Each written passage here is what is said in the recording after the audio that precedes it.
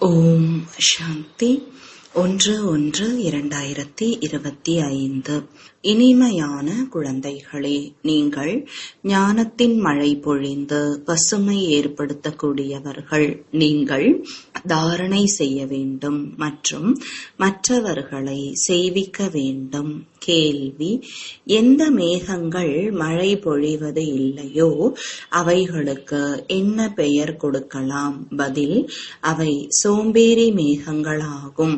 மழை பொழியக்கூடியது சுறுசுறுப்பான மேகங்களாகும். தாரணை இருந்தது என்றால் மழை பொழியாமல் இருக்க முடியாது. தாரணை செய்து பிறரை செய்விக்காதவர்களின் வயிறு ஒட்டி போகும். அவர்கள் ஏழைகளாவார்கள். பிரஜையில் சென்று விடுகின்றனர். கேள்வி: நினைவின் யாத்திரையில் முக்கியமான முயற்சி எது? பதில்: தன்னை ஆத்மா என புரிந்து கொண்டு தந்தையை புள்ளி வடிவில் நினைவு செய்வது. தந்தை யாராக இருக்கிறாரோ, எப்படி இருக்கிறாரோ அதே சொரூபத்தில் சரியாக நினைவு செய்வதில்தான் உழைக்க வேண்டியுள்ளது. பாடல்: யார் தலைவனுடன் இருக்கின்றனரோ. ஓம் சாந்தி. கடலுக்கு மேலே மேகங்கள் இருந்தால் மேகங்களின் தந்தையாக இருப்பது கடல். கடலுக்கு மேல் இருக்கும் மேகங்களுக்கு தான் மழை நீர் நிரம்பும். அந்த மேகங்களும் கூட நீரை நிரப்பிக்கொண்டு பிறகு மழையாக பொழிகின்றன. நீங்களும் கூட கடலிடம் நிரப்பிக் கொள்வதற்காக வருகிறீர்கள். கடலின் குழந்தைகள் மேகங்களாக இருக்கிறீர்கள். இனிமையான நீரை உறிஞ்சிக் கொள்கிறீர்கள். இப்பொழுது மேகங்கள் கூட பலவிதமாக இருக்கின்றன.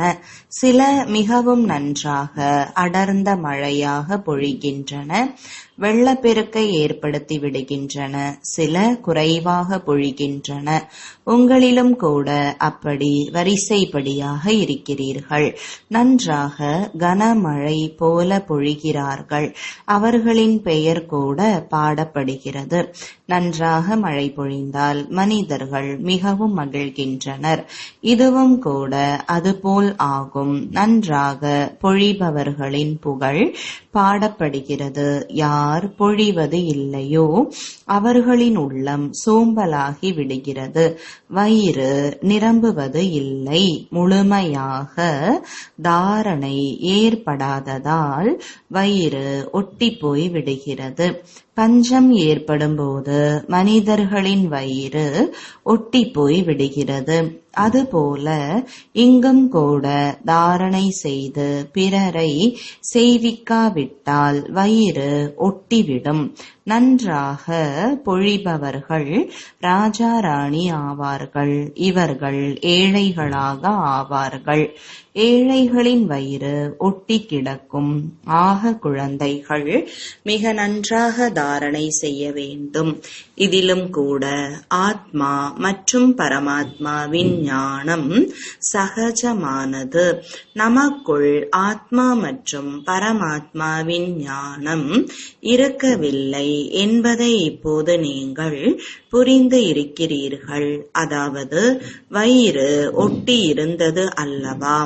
ஆக ஆத்மா மற்றும் பரமாத்மாவின் விஷயம்தான் முக்கியமானது. மனிதர்கள் ஆத்மாவை அறிந்து கொள்ளவில்லை எனும்போது பிறகு பரமாத்மாவை எப்படி அறிந்து கொள்ள முடியும்? எவ்வளவு பெரிய வித்வான்கள், பண்டிதர்கள் முதலானவர்கள் இருக்கிறார்கள். யாருக்கும் ஆத்மாவை பற்றி தெரியாது. இப்போது உங்களுக்கு தெரிந்துவிட்டது. ஆத்மா அழிவற்றது. அதில் 84 பிறவிகளின் அழிவற்ற நடிப்பு அடங்கியுள்ளது. அது நடந்தபடி இருக்கிறது. ஆத்மா அழிவற்றது. ஆகவே நடிப்பும் அழிவற்றது. ஆத்மா எப்படி முழு சக்கரத்திலும் நடிப்பை நடிக்கிறது, இது யாருக்கும் தெரியாது. அவர்களோ ஆத்மாதான் பரமாத்மா என்று சொல்லிவிடுகின்றனர். குழந்தைகளாகிய உங்களுக்கு துவக்கத்திலிருந்து கடைசி வரையிலான முழுமையான ஞானம் இருக்கிறது. அவர்கள் நாடகத்தின் ஆயுளை லட்சக்கணக்கான வருடங்கள் என்று சொல்லிவிடுகின்றனர். இப்போது உங்களுக்கு முழு ஞானமும் கிடைத்திருக்கிறது. தந்தையால் உருவாக்கப்பட்ட ஞான யஜ்யத்தில் முழு உலகமும் அர்ப்பணம் ஆக உள்ளது என நீங்கள் அறிவீர்கள். ஆகையால் தேகத்துடன் சேர்த்து அனைத்தையும் மறந்துவிடுங்கள். தன்னை ஆத்மா என புரிந்து கொள்ளுங்கள். தந்தை மற்றும் சாந்தி தாமம் இனிமையான வீட்டை நினைவு செய்யுங்கள். இது துக்கதாமம் ஆகும். உங்களில் கூட வரிசைப்படியான முயற்சியின் அடிப்படையில் புரிய வைக்க முடியும். இப்போது நீங்கள் ஞானத்தால் நிரம்பி இருக்கிறீர்கள். மற்றபடி முழு முயற்சியும் நினைவு செய்வதில் இருக்கிறது. பிறவிகளின் உடல் உணர்வை நீக்கி ஆத்ம உணர்வுடையவர் ஆக வேண்டும். இதில்தான் உழைக்க வேண்டியுள்ளது. சொல்வது மிகவும் எளிது. ஆனால் தன்னை ஆத்மா என புரிந்து கொள்ள வேண்டும் மற்றும் தந்தையையும் புள்ளி ரூபத்தில் நினைவு செய்ய வேண்டும். இதில் உழைப்பு தேவைப்படுகிறது. நான் யார், எப்படி இருக்கிறேன், அப்படி என்னை நினைவு செய்வது மிகவும் கடினமானது. தந்தை எப்படியோ குழந்தைகளும் அப்படிதான் இருப்பார்கள் அல்லவா? தன்னை தெரிந்து கொண்டால் பிறகு தந்தையை படிப்பவர்கள் பலர் என்பதை நீங்கள் அறிவீர்கள். தந்தை எப்படி ராஜ்யத்தை உருவாக்குகிறார் என்பதை குழந்தைகளாகிய நீங்கள்தான் அறிந்துள்ளீர்கள். மற்றபடி இந்த சாஸ்திரங்கள் முதலானவைகள் அனைத்தும் பக்தி மார்க்கத்தின் விஷயங்கள். புரிய வைப்பதற்காக நாம் சொல்ல வேண்டி இருக்கிறது. மற்றபடி இதில் வெறுப்படையும் விஷயம் எதுவும் இல்லை. சாஸ்திரங்களிலும் கூட பிரம்மாவின் பகல் மற்றும் இரவு என்று கூறுகின்றனர். ஆனால் புரிந்து கொள்வது இல்லை. இரவு மற்றும் பகல் பாதி பாதியாக உள்ளது. ஏணிப்படிகள் வைத்து எவ்வளவு சகஜமாக புரிய வைக்கப்படுகிறது. பகவான் மிகவும் சக்தி வாய்ந்தவர். அவர் விரும்பினால் எது வேண்டுமானாலும் செய்ய முடியும் என்று மனிதர்கள் புரிந்து கொள்கின்றனர். ஆனால் நானும் நாடகத்தின் பந்தனத்தில் கட்டுப்பட்டு இருக்கிறேன் என்று தந்தை கூறுகிறார். பாரதத்தில் எவ்வளவு ஆபத்துகள் வந்தபடி இருக்கின்றன. பிறகு நான் அடிக்கடி வருகிறேனா என்ன? எனது நடிப்புக்கு எல்லை இருக்கிறது. முழுமையாக துக்கம் ஏற்பட்டு விடும் பொழுது நான் எனது நேரத்தில் வருகிறேன். ஒரு வினாடியும் வித்தியாசப்படுவது இல்லை. நாடகத்தில் ஒவ்வொருவரின் துல்லியமான நடிப்பும் பதிவாகியுள்ளது. இது உயர்ந்த தந்தையின் அவதாரம். பிறகு வரிசைப்படியாக சக்தி குறைந்தவர்கள் அனைவரும் வருகின்றனர். குழந்தைகளாகிய உங்களுக்கு இப்பொழுது தந்தையிடமிருந்து ஞானம் கிடைக்கிறது. நீங்கள் உலகின் எஜமானன் ஆகிறீர்கள். உங்களுக்குள் முழு வேகத்துடன் சக்தி வருகிறது. முயற்சி செய்து நீங்கள் தமோ பிரதானத்திலிருந்து சதோ பிரதானம் ஆகிறீர்கள். மற்றவர்களுடைய நடிப்பு அங்கு கிடையாது. முக்கியமானது நாடகம். அதன் ஞானம் இப்பொழுது உங்களுக்கு கிடைக்கிறது. மற்ற அனைத்தும் ஸ்தூலமானது. ஏனென்றால் அவை அனைத்தும் இந்த கண்களால் பார்க்கப்படுகிறது. உலக அதிசயம் பாபா. அவர் பிறகு சொர்க்கத்தை படைக்கிறார். அதனை ஹெவன், பாரடைஸ் என கூறுகின்றனர். அதற்கு எவ்வளவு புகழ் உள்ளது! தந்தை மற்றும் தந்தையின் படைப்பிற்கு மிகவும் புகழ் உள்ளது. உயர்ந்ததிலும் உயர்ந்த பகவான், உயர்ந்ததிலும் உயர்ந்த சொர்க்கத்தை உருவாக்க தந்தை எப்படி செய்கிறார் என்பது யாருக்கும் தெரியாது. இனிமையிலும் இனிமையான குழந்தைகள், நீங்கள் கூட வரிசைப்படியான முயற்சியின் அடிப்படையில் அறிவீர்கள் மற்றும் அதன் அடிப்படையில்தான் பதவியை அடைகிறீர்கள். யார் முயற்சி செய்கின்றனரோ அது நாடகத்தின்படிதான் செய்கிறார்கள். முயற்சியின்றி எதுவும் கிடைக்காது. கர்மம் செய்யாமல் ஒரு வினாடியும் இருக்க முடியாது. இந்த ஹடயோகிகள் பிராணாயாமம் செய்கின்றனர், ஜடத்தை போல ஆகிவிடுகின்றனர், உள்ளே கிடப்பார்கள். மேலே மண் சேர்ந்துவிடும். மண் மீது மழை விழும்போது புல் முளைத்து விடுகிறது. ஆனால் இதனால் எந்த லாபமும் கிடையாது. இவ்வளவு நாள் எப்படி அமர்ந்து இருக்க முடியும்? கர்மம் செய்யதான் வேண்டும். கர்ம சந்நியாசிகளாக யாரும் ஆக இயலாது. ஆம், உணவு முதலானவை தயாரிப்பது இல்லை. ஆகையால் அவர்கள் கர்ம சந்நியாசி என்று சொல்லிவிடுகின்றனர். நாடகத்தில் அவர்களுடைய இந்த நடிப்பு உள்ளது. இந்த துறவர மார்க்கத்தவர்களும் கூட இல்லாவிட்டால் பாரதத்தின் நிலை என்ன ஆவது? பாரதம் முதல் நம்பர் தூய்மையானதாக இருந்தது. தந்தை முதலாக தூய்மையை ஸ்தாபனை செய்கிறார். அது பிறகு அரை கல்ப காலம் நடக்கிறது. சத்யுகத்தில் ஒரு தர்மம், ஒரு ராஜ்யம் இருந்தது. பிறகு தெய்வீக ராஜ்யம் இப்பொழுது மீண்டும் உருவாகி கொண்டு இருக்கிறது. இப்படி நல்ல நல்ல ஸ்லோகன்களை உருவாக்கி மனிதர்களை விழிப்படைய செய்ய வேண்டும். மீண்டும் தெய்வீக ராஜ்யத்தை வந்து அடையுங்கள். இப்போது நீங்கள் எவ்வளவு நல்ல விதமாக புரிந்து கொள்கிறீர்கள். கிருஷ்ணரை ஷியாம் சுந்தர் என ஏன் சொல்கின்றனர் என்பதை இப்போது நீங்கள் அறிவீர்கள். இன்றைய நாட்களில் அநேகர் இப்படி பெயரை வைத்து விடுகின்றனர். கிருஷ்ணருடன் போட்டியிடுகின்றனர். தூய்மையற்ற ராஜாக்கள் தூய்மையான ராஜாக்களுக்கு முன்பாக சென்று எப்படி தலை வணங்குகின்றனர் என்பதை நீங்கள் அறிவீர்கள். ஆனால் அவர்களுக்கு சிறிதும் புரிவது இல்லை. பூஜைக்கு உரியவர்கள்தான் பூஜாரிகள் ஆகின்றனர் என்று குழந்தைகளாகிய நீங்கள் அறிவீர்கள். இப்பொழுது உங்கள் புத்தியில் முழு சக்கரமும் உள்ளது. இது நினைவில் இருந்தால் கூட நிலை மிக நன்றாக இருக்கும். ஆனால் மாயை சிந்தனை செய்ய விடுவது இல்லை, மறக்கடித்து விடுகிறது.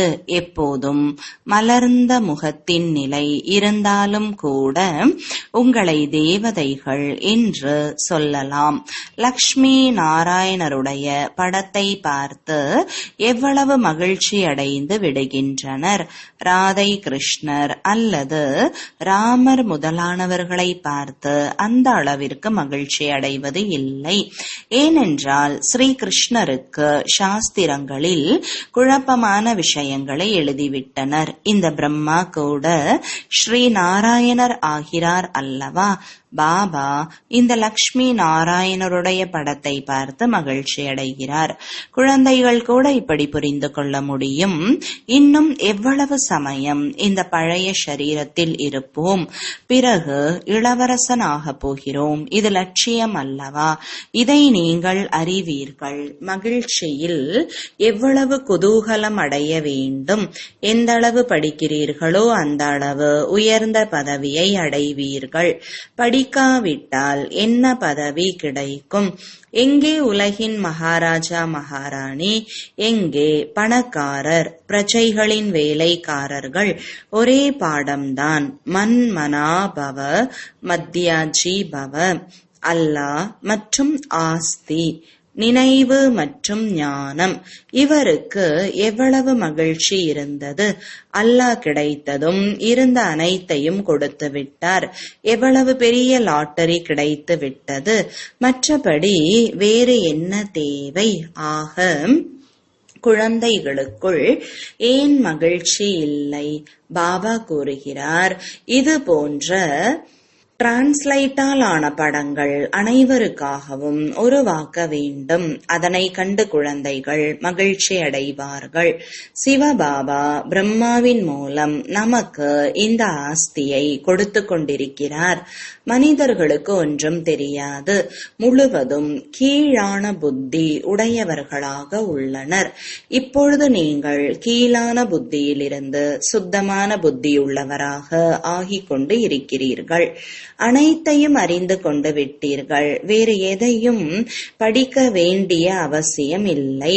இந்த படிப்பின் மூலம் உங்களுக்கு உலகின் அரசாட்சி கிடைக்கிறது. ஆகையால் தந்தையை ஞானம் நிறைந்தவர் என்று சொல்கின்றனர். பிறகு ஒவ்வொருவரின் மனதையும் அறிந்தவர் என்று மனிதர்கள் புரிந்து கொள்கின்றனர்.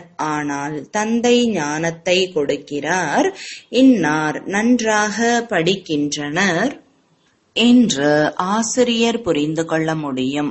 மற்றபடி முழு நாளிலும் இவர்களின் புத்தியில் என்ன நடக்கிறது என்பதை அமர்ந்து பார்க்க போவது இல்லை. இது அதிசயமான நாடகம். தந்தை ஞானக்கடல், சுகம் அமைதியின் கடல் என்று சொல்லப்படுகிறார். நீங்களும் கூட இப்பொழுது மாஸ்டர் ஞானக்கடல் ஆகிறீர்கள். பிறகு இந்த பட்டம் இல்லாமல் போய்விடும். பிறகு அனைத்து குணங்களும் நிரம்பியவர், 16 கலைகளில் நிரம்பியவர் ஆக போகிறீர்கள். இது மனிதரின் உயர்ந்த பதவி. இந்த சமயம் இது ஈஸ்வரிய பதவி. எவ்வளவு புரிந்து கொண்டு மற்றும் புரிய வைக்க வேண்டிய விஷயங்கள். லக்ஷ்மி நாராயணருடைய படத்தை பார்த்து மிகவும் மகிழ்ச்சி அடைய வேண்டும். நாம் இப்போது உலகின் எஜமானன் ஆக போகிறோம். ஞானத்தின் மூலம் அனைத்து குணங்களும் வருகின்றன. நமது லட்சியம் குறிக்கோளை பார்க்கும்போது புத்துணர்வு வந்துவிடுகிறது.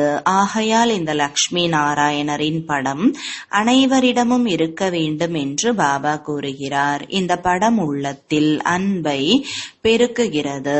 இந்த மரண உலகத்தில் இது கடைசி பிறவி, அவ்வளவுதான் என்று மனதில் படுகிறது.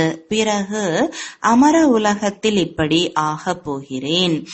நான் தான் ஆத்மா, ஆத்மாதான் பரமாத்மா என்று அல்ல.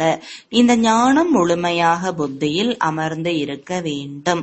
எப்பொழுது யாருக்கு புரிய வைத்தாலும் அவர்களுக்கு சொல்லுங்கள், நாங்கள் ஒருபோதும் பிச்சை கேட்பது இல்லை.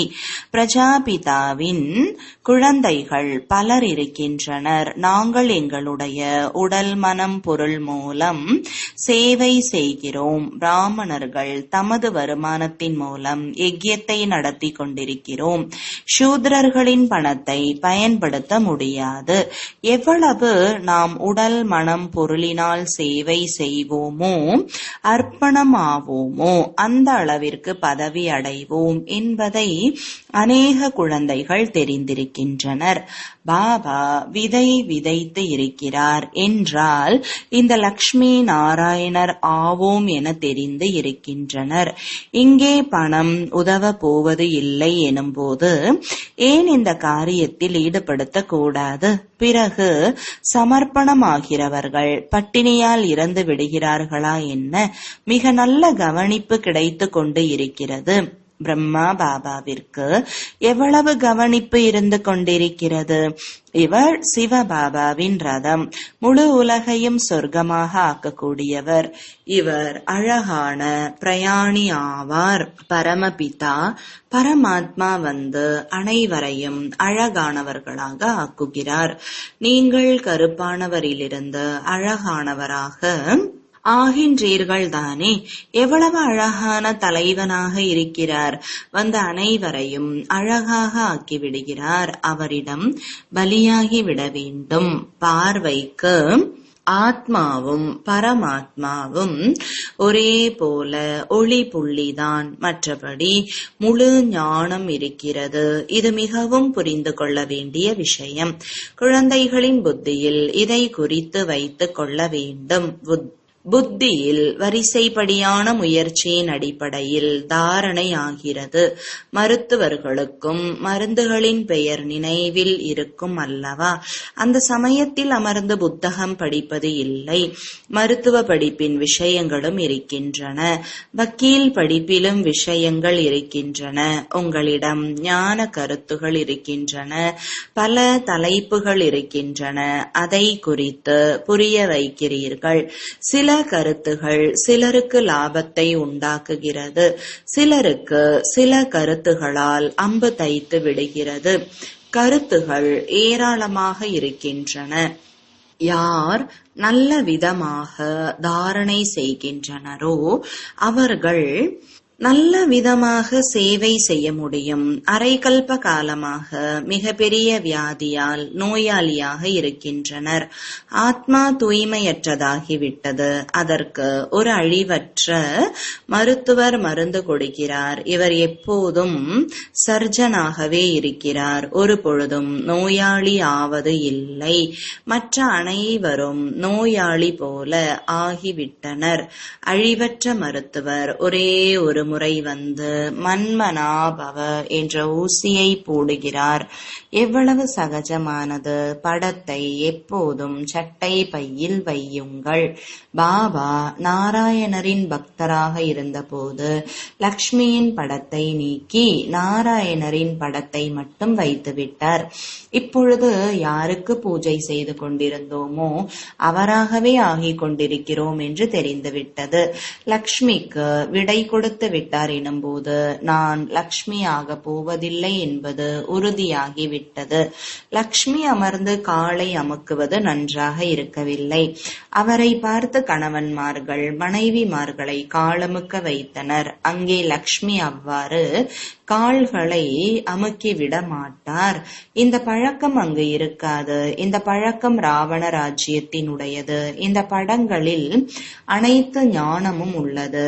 மேலே திரிமூர்த்தியும் இருக்கிறார். இந்த ஞானத்தை முழு நாளும் சிந்தனை செய்து மிகவும் அதிசயம் ஏற்படுகிறது. பாரதம் இப்போது சொர்க்கமாக ஆகிக் கொண்டு இருக்கிறது. எவ்வளவு நல்ல விழிப்புணர்வு! மனிதர்களின் புத்தியில் ஏன் பதிவது இல்லை என்று தெரியவில்லை. மிக வேகமாக தீப்பற்ற போகிறது. வைகோலில் தீப்பற்ற போகிறது. ராவண ராஜ்யம் கண்டிப்பாக முடிய வேண்டும். யஜ்யத்தில் தூய்மையான பிராமணர்கள் தேவை. இது முழு உலகிலும் தூய்மையை கொண்டு வருவதற்கான மிக பெரிய யஜ்யம். அந்த பிராமணர்கள் பிரம்மாவின் வாரிசுகள் என்று சொல்லிக் கொள்கின்றனர். ஆனால் அவர்கள் கர்ப்பத்தின் மூலம் பிறவி எடுத்த வம்சாவளியினர். பிரம்மாவின் குழந்தைகள் தூய்மையான வாய்வழி வம்சத்தை சார்ந்தவர்கள். ஆக அவர்களுக்கு இதை புரிய வைக்க வேண்டும். நல்லது. இனிமையிலும் இனிமையான காணாமல் கண்டெடுக்கப்பட்ட செல்லமான குழந்தைகளுக்கு தாயும் தந்தையுமான பாப்தாதாவின் அன்பு நினைவுகளும் காலை வணக்கங்களும். ஆன்மீக குழந்தைகளுக்கு ஆன்மீக தந்தையின் வணக்கங்கள். ஆன்மீக தந்தைக்கு ஆன்மீக குழந்தைகளின் அன்பு நினைவுகளும் வணக்கங்களும். தாரணைக்கான முக்கிய சாரம். முதலாவது, தூய புத்தி உள்ளவராகி அதிசய ஞானத்தை தாரணை செய்து தந்தைக்கு சமமாக மாஸ்டர் ஞானக்கடல் ஆக வேண்டும்.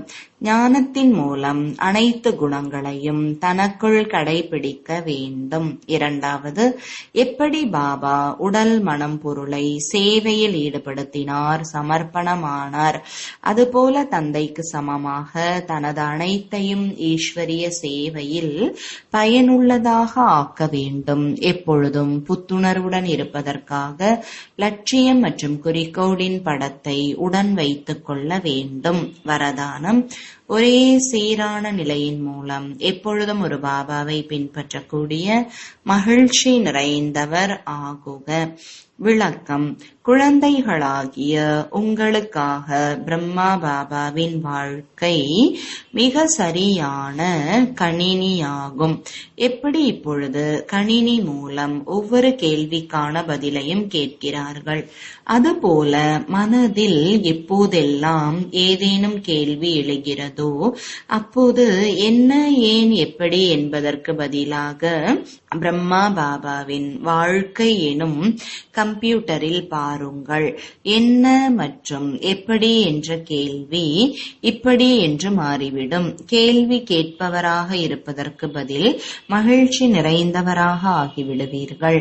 மகிழ்ச்சி நிறைந்தவர் என்றால் ஒரே சீரான நிலையில் ஒரு பாபாவை பின்பற்றக்கூடியவர்கள். ஸ்லோகன்: ஆன்மீக சக்தியின் ஆதாரத்தில் எப்பொழுதும் ஆரோக்கியமாக இருப்பதற்கான அனுபவம் செய்யுங்கள். ஓம் சாந்தி.